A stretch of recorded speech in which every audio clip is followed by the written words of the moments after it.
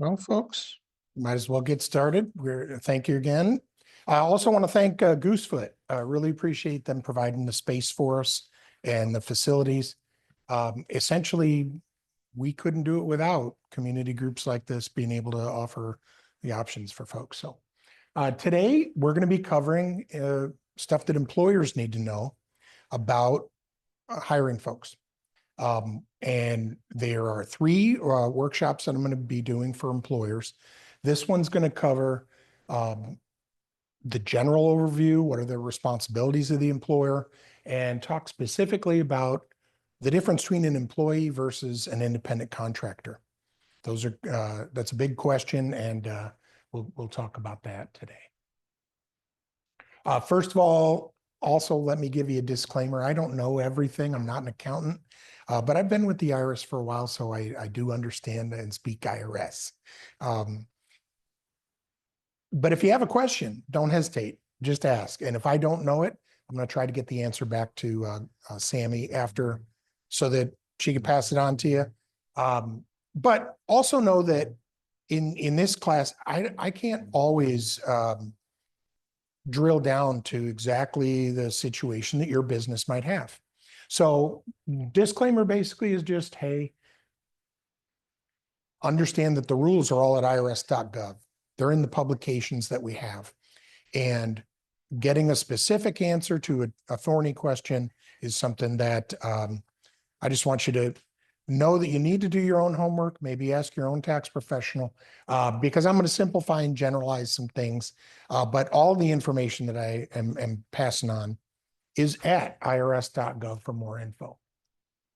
I've been with the IRS for 14 years. It'll be 15 in August, so I hope I make it to that. Previously to this role where I teach tax classes I was a revenue officer or in the collections department. And in that role, I would see a lot of people who might have a tax problem, owe money, owe more than they expected. And a lot of times I found it wasn't intentional. It wasn't something that people ever want to owe more than they should or pay penalties. It's really because tax law isn't necessarily written to be easily understood. So you're going to find that you're not alone if you don't understand taxes. And when I started with the IRS, I about taxes, or should I really get involved? So, and now I feel much more comfortable with it, and I want to be able to help folks avoid paying the IRS more than they should. So we're going to talk, these are the things we're going to cover today. We're going to talk about what are the responsibilities for an employer, whether you are an employer that hires people who are employees or whether you pay others for services as an independent contractor. And we're going to talk about what's the difference there. If you are an employer, your responsibilities are to withhold the income taxes that they request you to withhold. We'll talk about what that means and what are the forms involved. Also, be aware employers are responsible to pay half the Social Security and Medicare. So we'll talk about how you do that. There are certain cases where you might withhold additional Medicare taxes and also unemployment tax, depending on who your employees are. Covering employee versus independent contractor is something I'm also going to be referring you to the state. State of Washington has, I'll say, more teeth when it comes to enforcing that distinction between who's an employee and who you can pay as an independent contractor. So state of Washington, I would refer you to them. You've got a couple of resources there, but Employment Security Department, Washington ESD is going to be a great resource. And if you got questions, they're going to be good for that. Some of the forms involved, we're going to look at the W-4, which is the withholding form. Employees fill that out when they start working. We're going to talk a little bit about how to verify Social Security numbers, then how at the end of the year you file a W-2. Potentially, we'll talk about earned income tax credit. Some of your employees may benefit from knowing about it. That's money that the government provides people who are low to moderate income to pay their taxes. And we're going to talk about what's an individual taxpayer identification number versus a Social Security number. What's the difference? Also, filing information returns electronically is going to be a bigger thing. The IRS is moving more towards electronic filing. Yeah. Just wanted to mention, I was just going on a walk yesterday in the town of Coopville, right across the street from the post office is the Island County ESD office. Oh, okay. I didn't know. The economic development, it's not ESG. Oh, okay, sorry. Yeah. Well, and they may be able to help you as well get resources. I'm sure Sammy as well could Okay. direct you to, So that's, hey. EDC. sorry, okay. So getting right into it. First, there are what are called employment taxes and different types of tax based on what their purpose is. And so first, income taxes. You're going to withhold the income taxes that your employees ask you to withhold. That way they take a little bit out of each check so that at the end of the year, when they get their W-2, it shows how much was withheld and they tell you how to withhold. Sometimes people will even say exempt. So we're going to look a little bit at that, but that's what we refer to when we're talking about income taxes. That's the income tax you're withholding is from your employees' pay. So let's say if you have an employee, you pay them $100 and they say withhold 10%. Or maybe they say, I'm filing single, can you withhold at the single rate?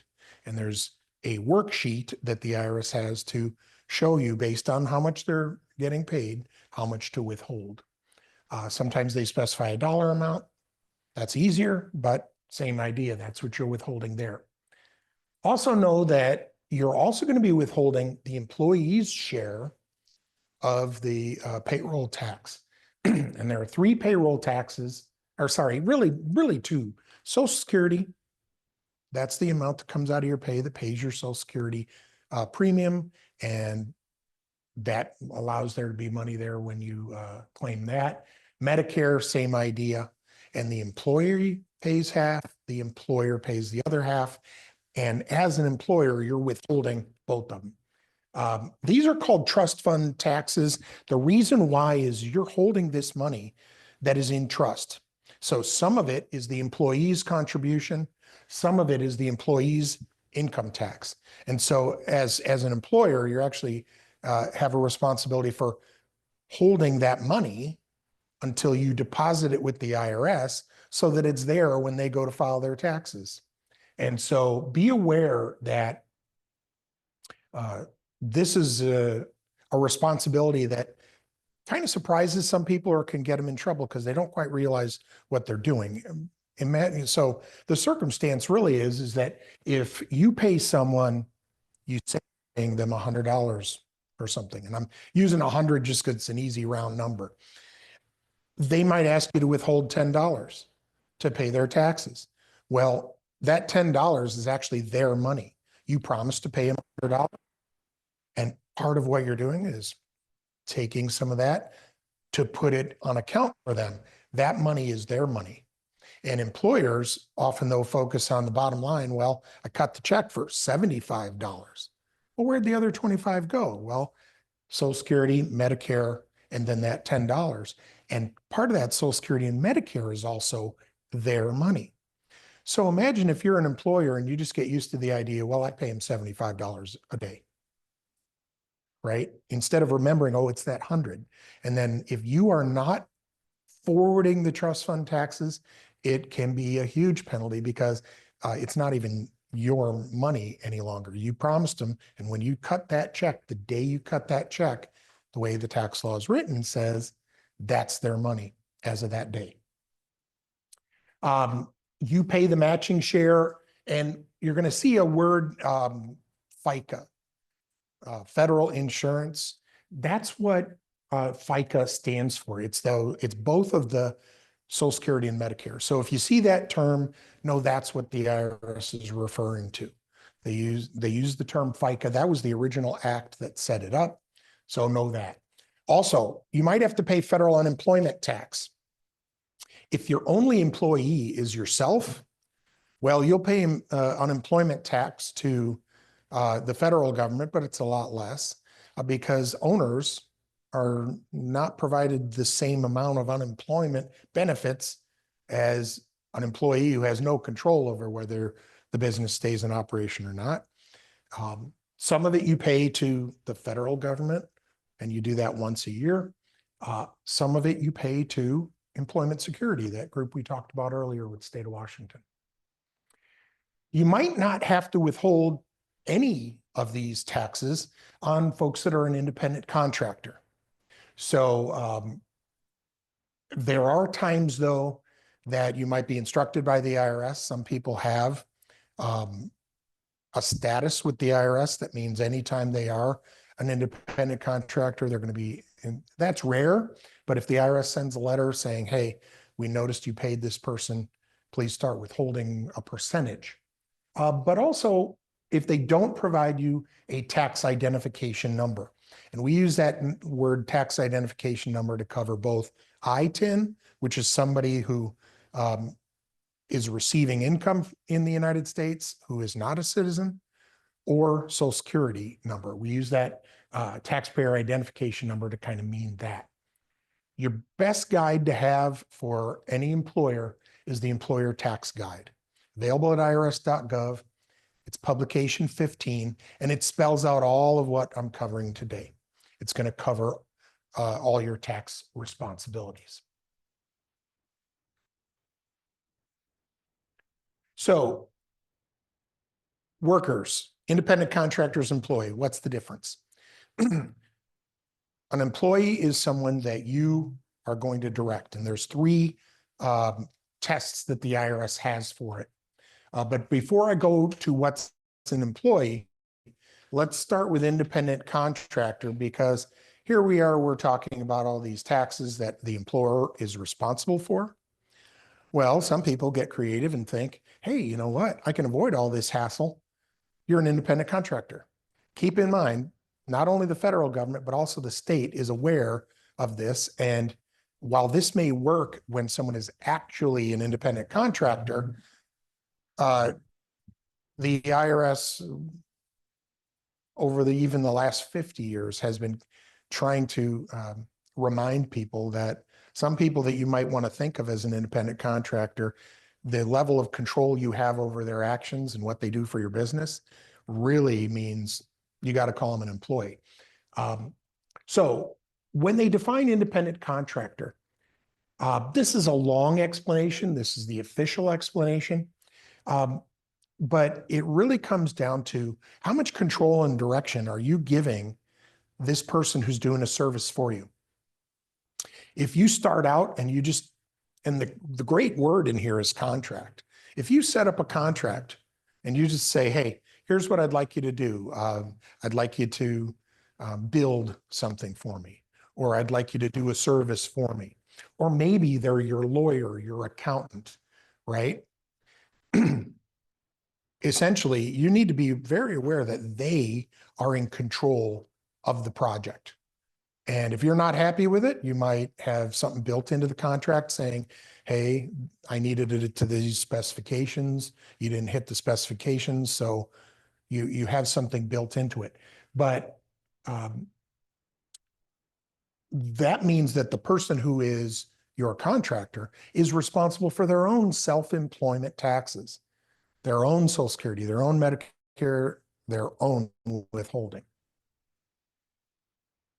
So for an employee, though, we've got three tests that are the tests. How much do you control their behavior? Who's got financial control of the project? And what is your relationship to the independent contractor? And whenever it's being determined, one particular never is enough to figure out if they're an independent contractor or not. Okay. So for example, you could sign a contract that says, I'm an independent contractor, I'm responsible for, but if these other tests aren't taken or don't qualify, then they could be disqualified, even if you've got a written contract saying you're an independent contractor and responsible for all your taxes. Just because you say that does not make it true. And so you got to look at all the facts involved and how do they do it. So the first of the three tests is behavioral control. Who controls the project?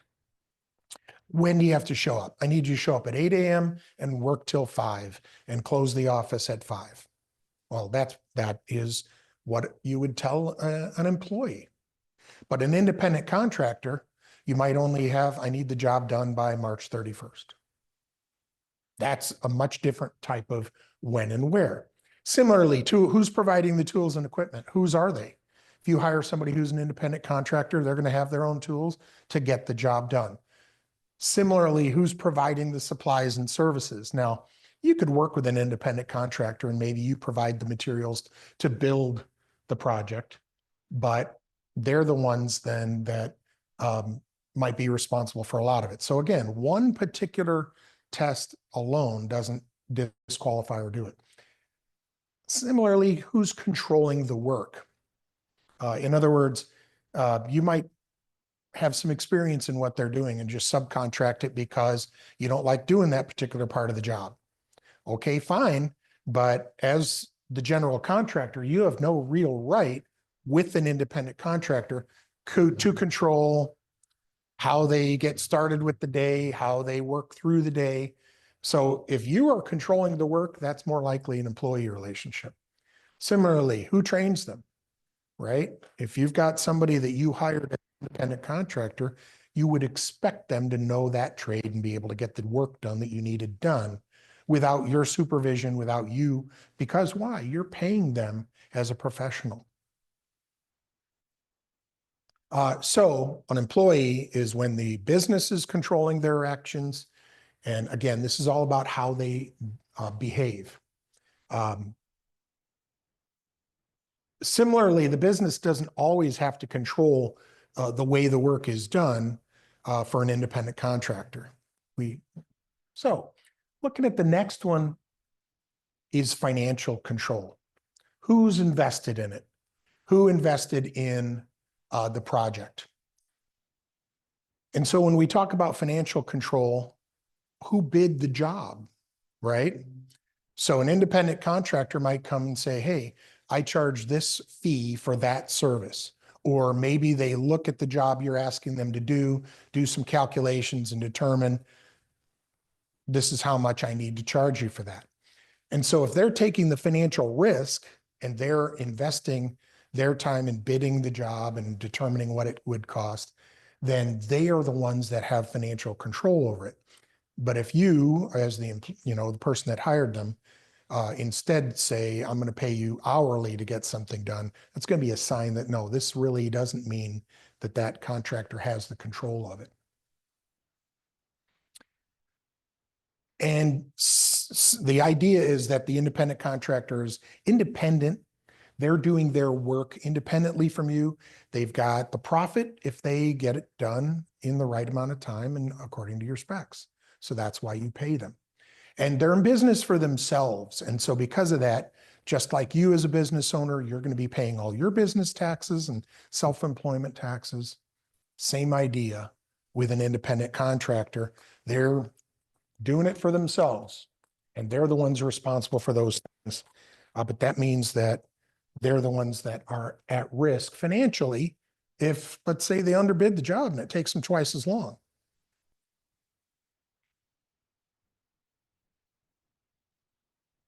Also look at other parts of your relationship with the person you hired. If you are providing vacation days, sick days, pension plan, health insurance, that might be one indicator that you've got a relationship as an employee versus an independent contractor. Now, interestingly enough, there's a lot of gig work companies out there, like think like those shared driver, like a taxi type thing. Those companies, actually, a lot of them provide health insurance or even a pension plan or paid vacation or sick days, but yet they're independent contractors.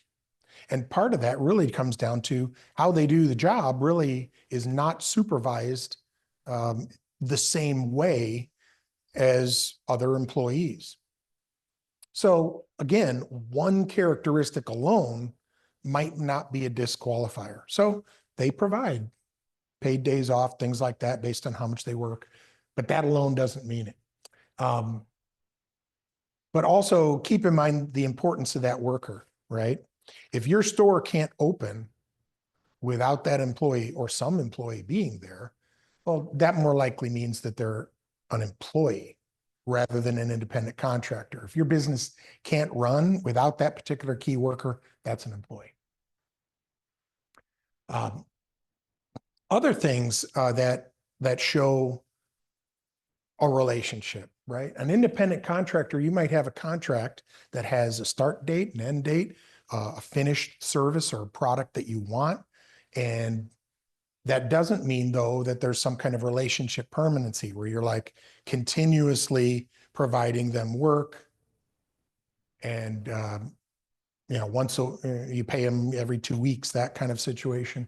So the permanency of the relationship could be an indicator of who's an employee or not. Also, if it's a key business activity provided by your service, you really need to think about, are they the business? Are they providing the service of the business on a regular basis? And then we talked a little bit about employee benefits provided already, but think about, are they covered by your insurance or are they covered by their own insurance? An independent contractor who's doing work for you should probably have their own coverage, liability, things like that. If they don't, and they're covered by your insurance, then an indicator that they're an employee. Okay. One of the reasons why we look at these distinctions is because the state wants types of benefits provided that are provided by state. Specifically, I'm talking about workers' compensation. I'm talking about unemployment. And so the state, again, I've found that they're more teeth. What I mean is they can shut down a business for abusing this type. And a lot of times this might come up in a particularly negative circumstance. Somebody gets, they were being paid as an independent contractor. They go to get, and they find out you're not covered. Well, it's the employer's problem. That employer can get found out. And so this happens when out that you're not covered by workers' comp. And the state can penalize people or shut them if they're not this right, paying them correctly. And yeah, I mentioned this, the signed contract stating that you're an independent contractor. Hey, now it's a good thing to have if you expect that you're going to have someone who definitely is independent of your company. They do their work. You need of all the different ways that they do work for your company.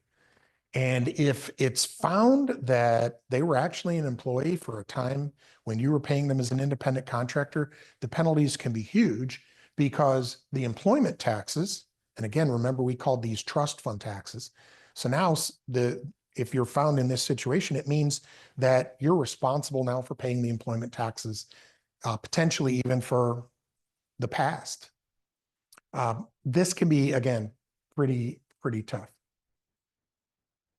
There is a form SS8, it's a Social Security form that can basically formalize the relationship. So it's the determination of worker status. You could send that to Social Security and ask for a determination.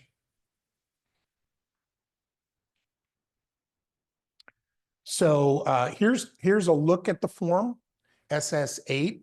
And basically you put the name of the company, the trade name, the worker's name, and as much detail about your business as possible. And you put the information there. There are instructions for it at irs.gov as well that let you know what the SS8 is doing. And it's basically trying to get somebody to weigh in on whether or not they are an employee or an independent contractor. So if you need help, you can actually request this.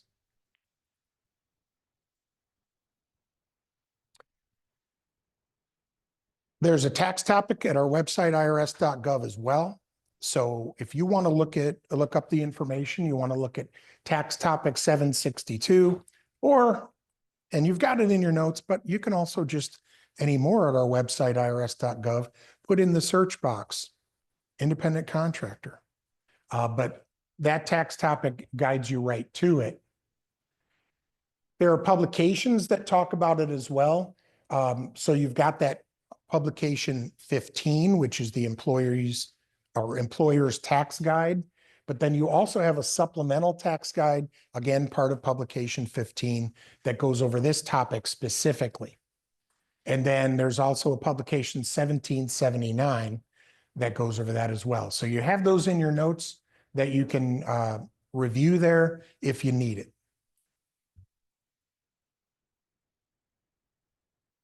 And then these other forms, uncollected Social Security and Medicare tax on wages, and Form 8952, those are going to be part of situations where maybe you did make a mistake. Maybe you do need to back up and try to figure things out.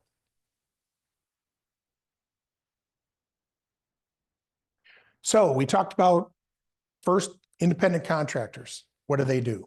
Most likely there's someone that you're going to hire for a specific particular job, and then you might not have a relationship with them again until you need it again.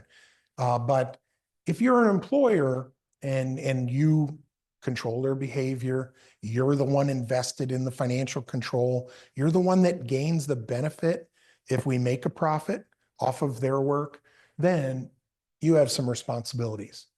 First, you do need to verify that they have the right to work. It's one of the things that the government puts on an employer to at least attempt to get the information that you need to know that they can actually work in the United States. When you hire someone, you should fill out the W-4 with them. The W-4 is the form that lets you know as an employer how much they want to have withheld. And so they might specify a percentage, they might specify a filing status. You need to verify the Social Security number. There are online resources with Social Security. There's also a system we're going to look at in a minute. And then the W-2, your responsibility every year is to make sure that it's accurately filled out and you submit it to the Social Security Administration.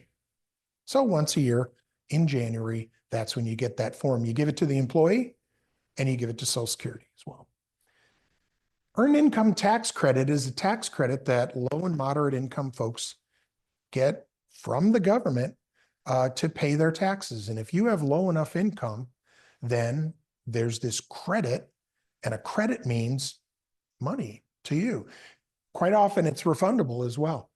So you might want to remind some of your employees, especially low and moderate income folks, maybe you're only paying them a small amount, part-time worker, that kind of thing, then remind them that they may qualify for this. And this perhaps could even reduce the amount they want to have withheld. Plenty of people who file and get a refund every year can put exempt on the form. It means they're exempt from tax withholding for income tax. Nobody is exempt if they're an employee from Social Security and Medicare, okay? So just because they might say exempt on the W-4, that means you don't withhold for their income tax. Why? Because they might be getting enough earned income tax credit that they don't pay every year. And ITIN, an individual taxpayer identification number. There are people who have an eligibility to work in the United States, but they don't have a Social Security number. And so they may have what's called an ITIN. So starting with the determining eligibility to legally work in the United States. One thing that I want to start right off the bat with is to let you know that unless as an employer you are regularly hiring folks that you know aren't legal to work in the United States, there's a high burden of proof to show it's your responsibility. What you do need to do, though, are just the due diligence. Do your basic verification. So it just starts with the Form I-9. It is available from a website, USCIS. It's the United States Citizenship and Immigration Services.gov. So USCIS.gov/I-9. And every employee, just have them fill that out when you're filling out the W-4, keep it in their employee file. And what does it have them do? It has them certify that when they complete this, that they are eligible to work. They check box which category they have. To be eligible to work, they either check box I'm a citizen or I have a green card, I'm a naturalized resident. So citizens and nationals, they use that term basically to mean people who are legal to work and have the right credentials. They present that stuff when you hire them. A lot of people just take a photocopy of whatever they present. Maybe it's a driver's license and social security card. Those are two documents that would show that they're eligible. Then you put that in the employee file. And then you fill out the employer section, basically saying, I reviewed this stuff, looks legit to me. And that's really the key there to your responsibility here.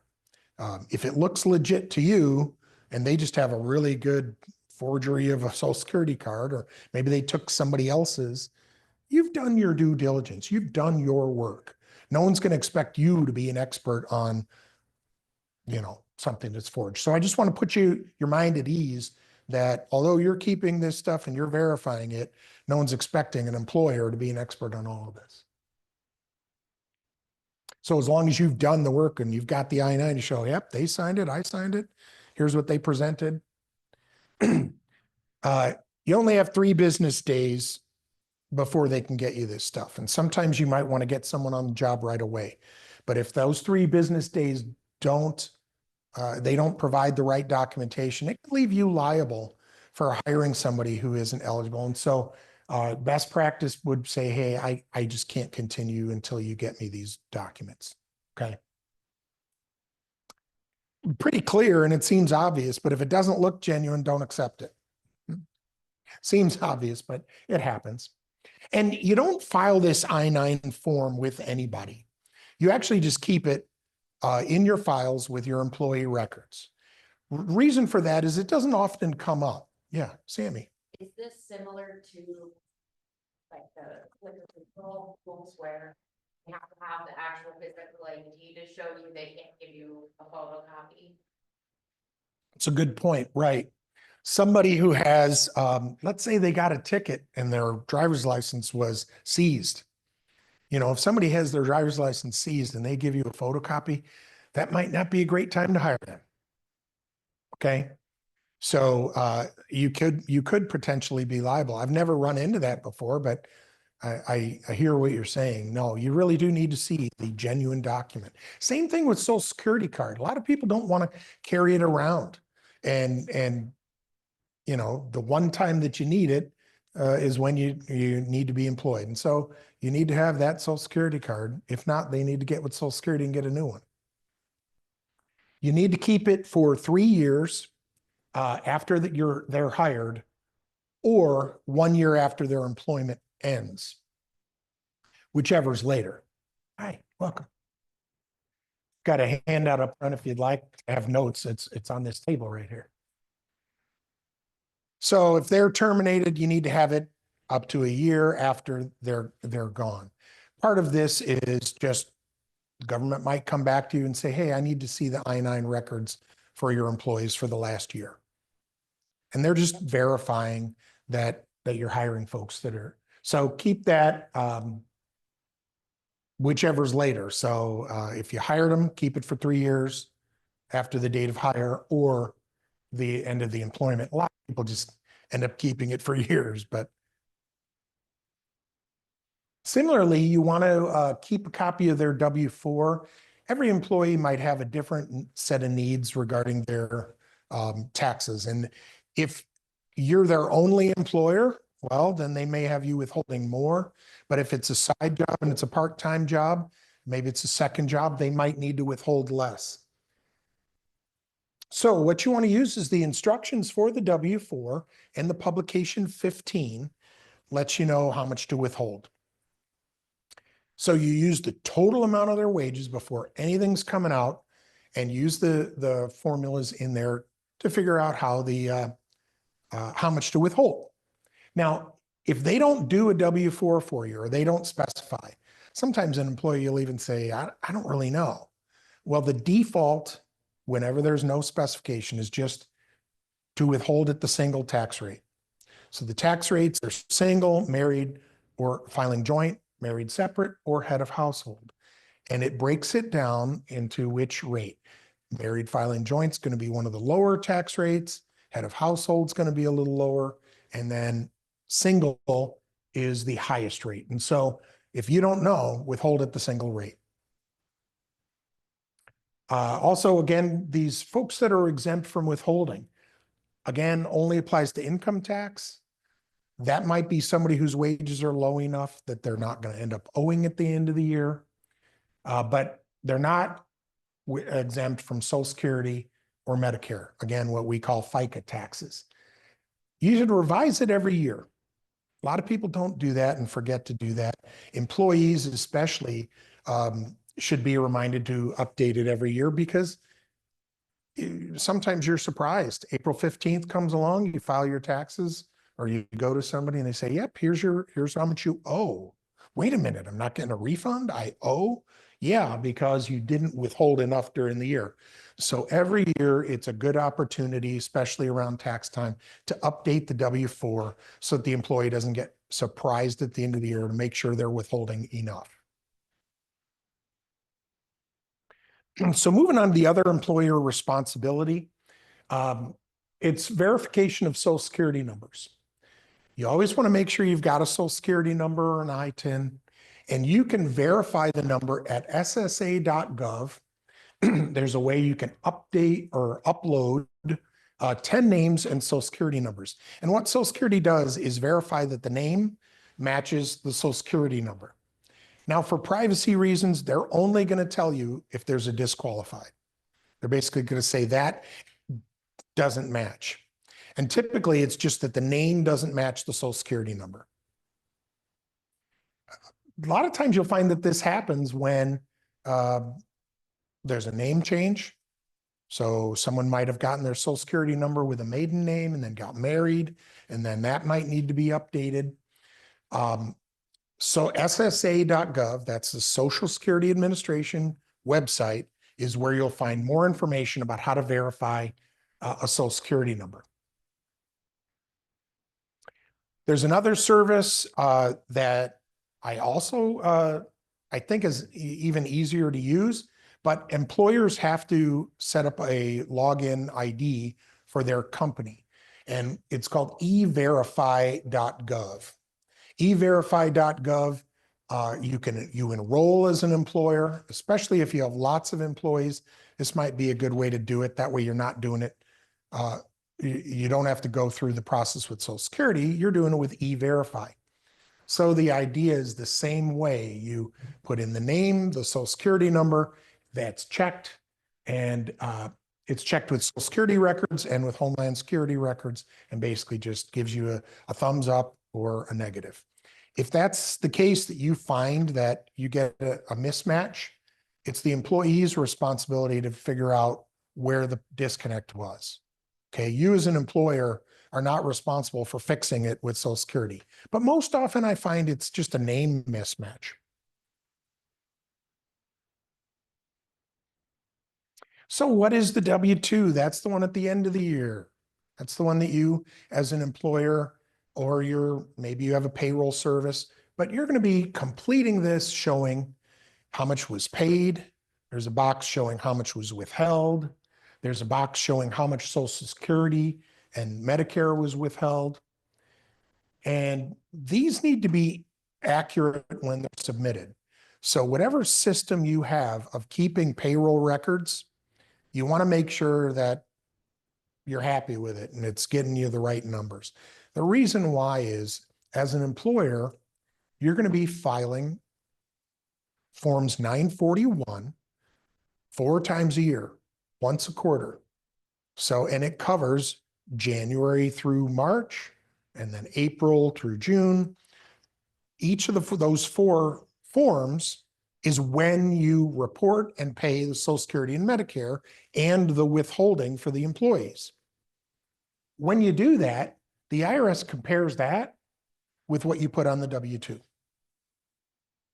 And if it doesn't match, then you got a problem somewhere. Either you didn't pay enough tax on the 941s, or maybe you paid too much.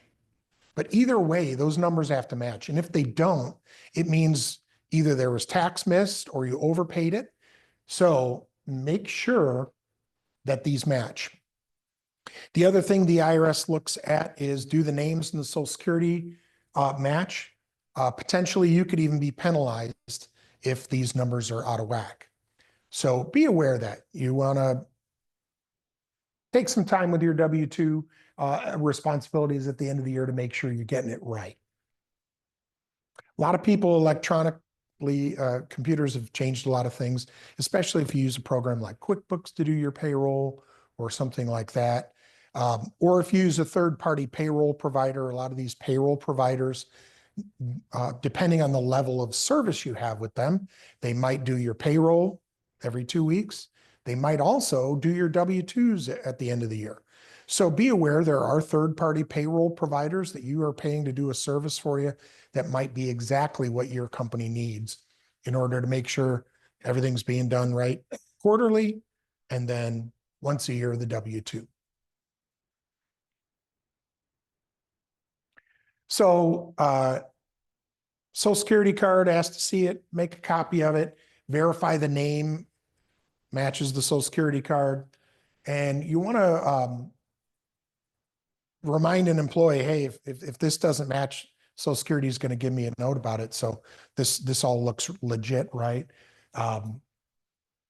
They do need to go to Social Security in order to be able to get that. If they notify you of a name change, say, hey, I'm going to need you to update that with Social Security and get me the new copy of the Social Security card showing that. Okay. Doesn't always come up, but if it does, a reminder to you as an employer that you're going to want to tell them, hey, get that done. I need a new copy of that.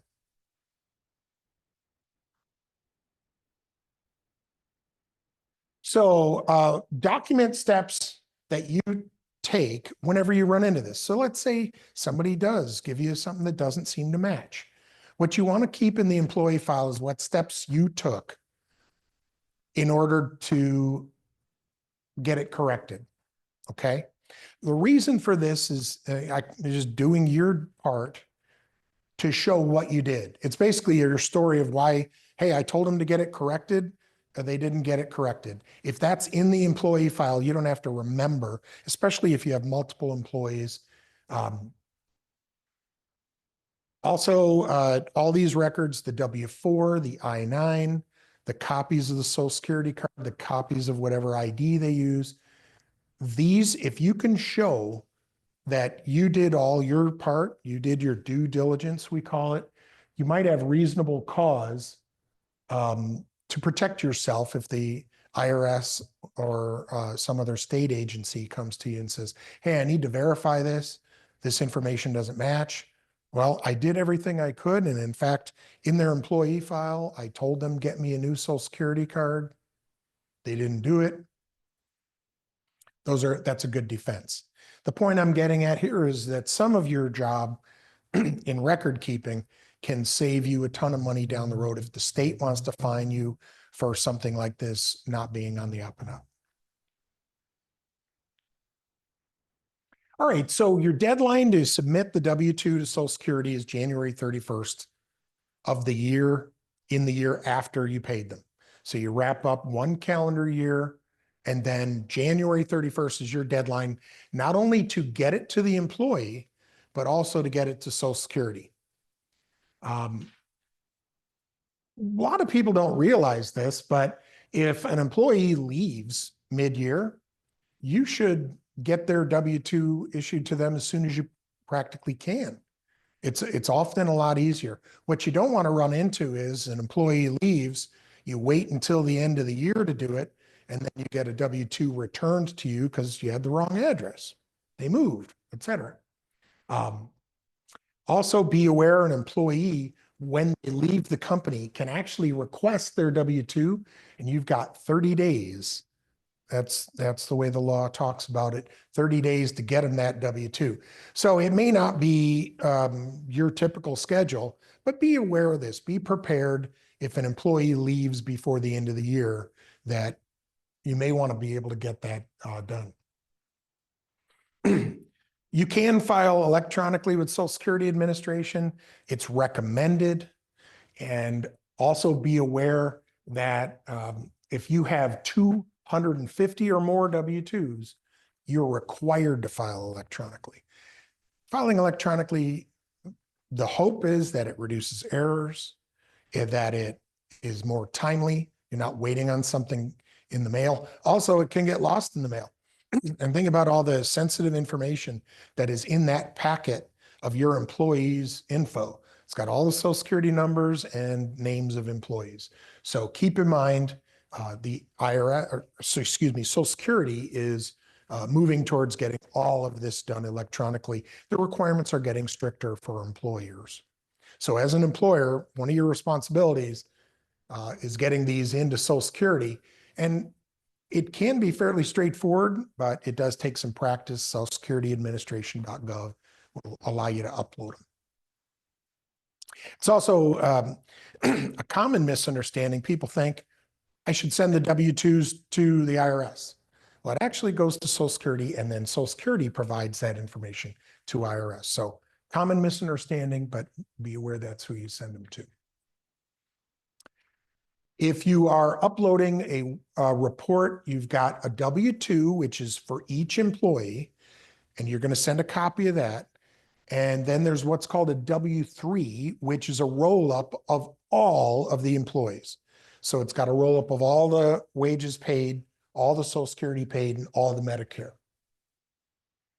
And 50 at a time is their system for uploading these. And then the transmittal form is created as a wrap-up of all the W-2s you're submitting. They have a good electronic handbook that gives you information about that. So if you haven't done this before, or you just need a reminder every year because you only really do it once a year, then you can go to ssa.gov/employer and find that handbook.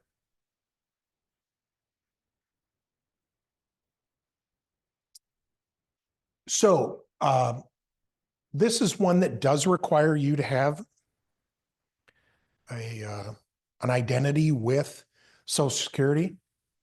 So you register and you'll go to socialsecurity.gov BSO, that's Business Services Online. Third-party preparers, this is somebody that you might hear of called a payroll company. Some of the popular ones out there are Gusto, ADP.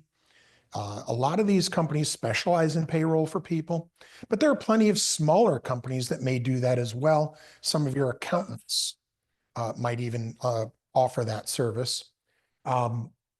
They're the ones that quite often will do things by mail, especially because they've got vast amounts. But again, either way, it has to be received by that January 31st date.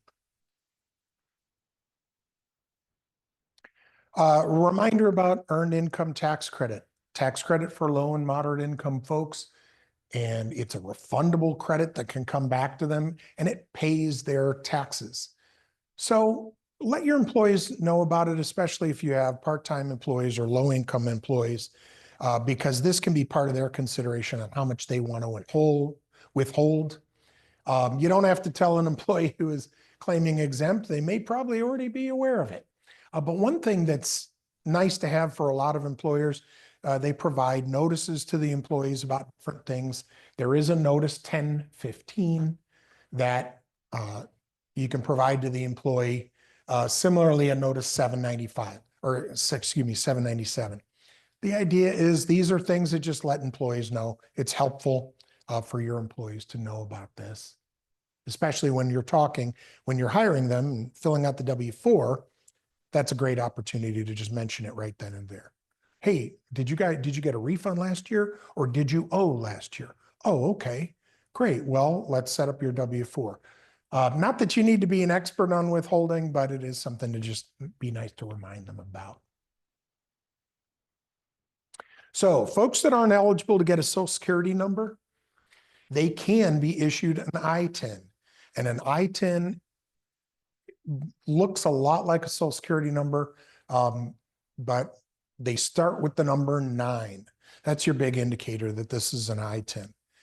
And that alone, though, is not, that alone does not prove that they have the right to work. So keep that in mind. Someone who might be paying taxes in another country and a citizen of another country might receive income in this country.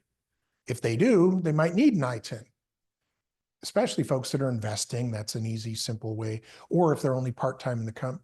But keep in mind, just because they have an I-10, that is not enough proof.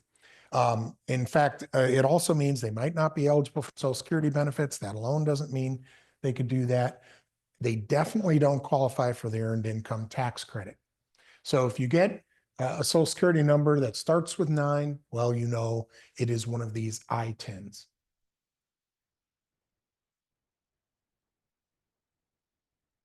And before I move on, as part of the I-10, if you get something like that, what you're looking for that proves eligibility to work is what's called a green card. And it actually is green. That is like a driver's license or a passport. If someone has applied and they qualify to get the green card, it sometimes takes months for them to actually get the green card. So what they can provide to you is a passport, and the passport will have a stamp with a 155 on it. Okay. Might not come up. You might not have this come up very often, but if you do, just be aware that the employee probably is going to be more versed on it than you. So if they present an I-10 and they'd like to work for you, hey, just ask, hey, I need to know about your eligibility to work. Can you provide me that green card? And again, this is part of that I-9 verification. Okay. You should be receiving it then, but the employee probably knows, and they might say, oh, I'm waiting on the green card, but here's my passport. There's the stamp. That can allow them to work for you as well. So independent contractors, a little bit different from W-2s.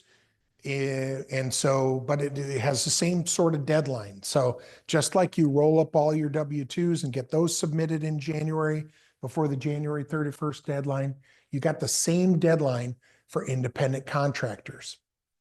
Also be aware, the form 1099 NEC is the form you file for independent contractors. That was revised recently. Some of you, and what that stands for, non-employee compensation. So they're not an employee, they're doing a service for you, but they're independent. They're running their own business. So you're giving them a 1099 NEC, non-employee compensation. If you are familiar with taxes and have done 1099s for folks that you've hired in the past, you might have seen this as 1099-MISC, M-I-S-C, miscellaneous. That form is actually being phased out. There are very strict requirements, and the 1099 miscellaneous is much more rare than a 1099 NEC. This was updated, I think, about 3 to 4 years ago. So be aware, there's a lot more NECs now than miscellaneous. And you're going to find in the instructions for the 1099, what are the particular categories for the miscellaneous. And so if you had been doing this previously, be aware, change in the forms, okay? For the 1099, separate from, or much different from the W-2, because there's no Social Security or Medicare, you actually do upload those directly to the IRS. There's an electronic service, and you'll file those with the IRS. So in order to be able to get signed up for this, we have a publication that walks you through it, publication 1220. And it lets you know what the requirements are for filing these forms. Most employers are using only the 1099 NEC, but these are other various types of forms that you might be filing as well. I'm not familiar with all of them, but as an example, a 1098 is what a bank provides when you pay interest. It's letting them know I paid this interest on a 1099 or a 1098. W2Gs for gambling winnings. Okay. No, it's real. There's casinos out here, and that's what they do. They file W2Gs.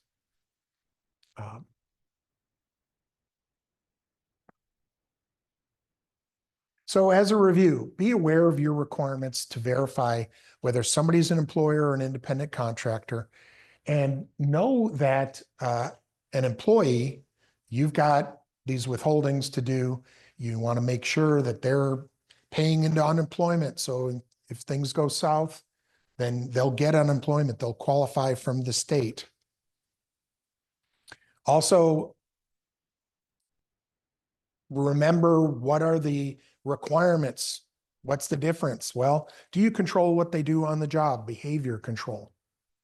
Who's got responsibility for the financial control?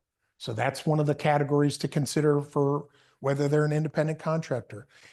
If the job makes a profit, who's making the profit? Is it you or is it the independent contractor? Well, if it's you as the employer, you're paying the employee their wage, they're getting their share. But if there's a profit to be made, then that's a sign that this is something where you're an employer rather than an independent contractor. Also, we talked about how you need to get that I-9 and you need to verify their employment eligibility. And I just recommend scanning it and putting it in a file somewhere. Some people use it paper. A lot of people now are transitioning to just having an electronic employee file. But you want to have that for your protection. If the state or the IRS comes back to you later and asks, hey, do you have that proof? A reminder that the W-4s probably should be there as well. Same time as the I-9. When you hire them, you want to ask them how much you're going to withhold.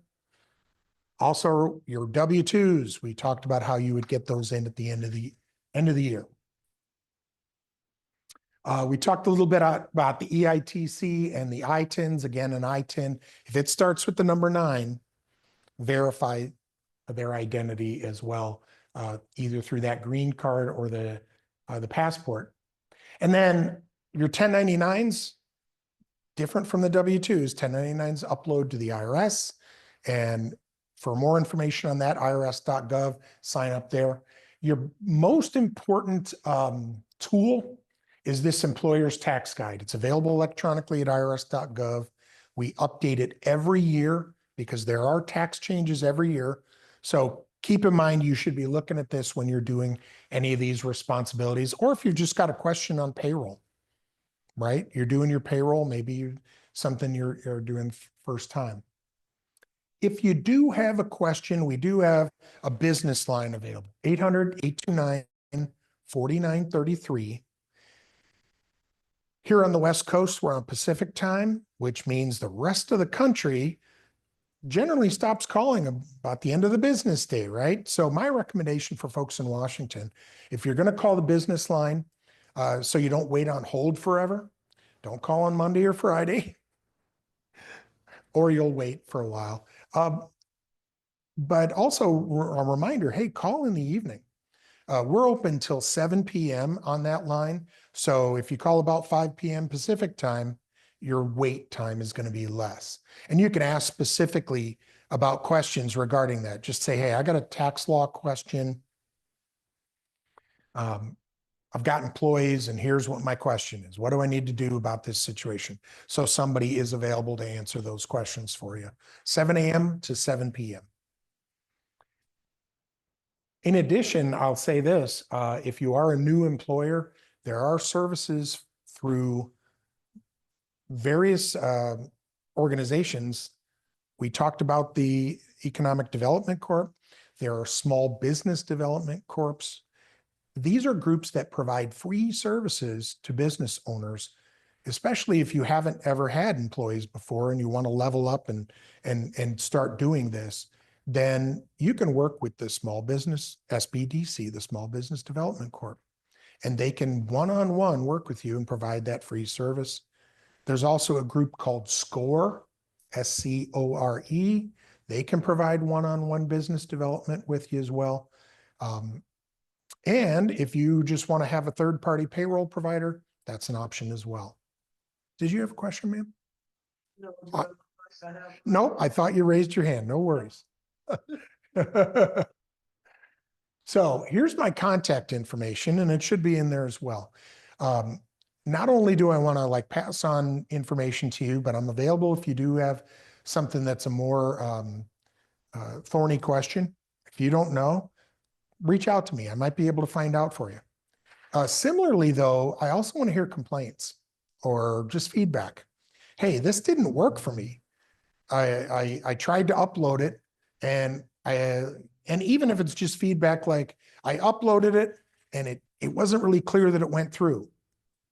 Could you guys maybe add that to your system? In other words, we need to know how it's working for employers. And if some of these things don't seem to work as well as you'd like, let me know. That kind of feedback I put together and I just send up the chain, and that's how we actually have made changes in the past. So thanks again, folks, for coming.